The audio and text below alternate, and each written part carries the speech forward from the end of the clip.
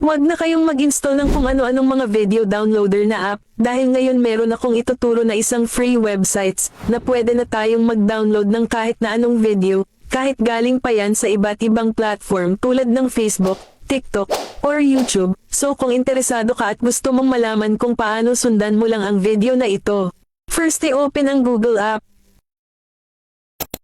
Dito sa search bar, e-type lang natin ang Cobalt Tools.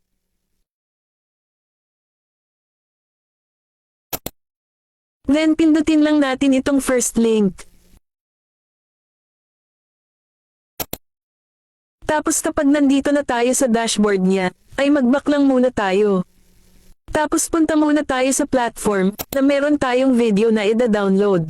Tapos for example ito yung video na gusto nating i-download sa ating mga gallery, so kunin lang natin yung kanyang link, at pindutin ang share.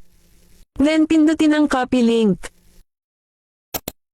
Then kapag na-copy na natin, ay punta na ulit tayo sa website natin kanina. Tapos i-paste na natin dito yung link. Then pindutin na natin itong dalawang arrow dito sa gilid.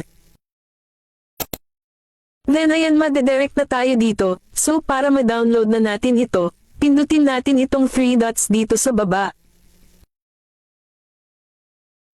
Then pindutin ang download.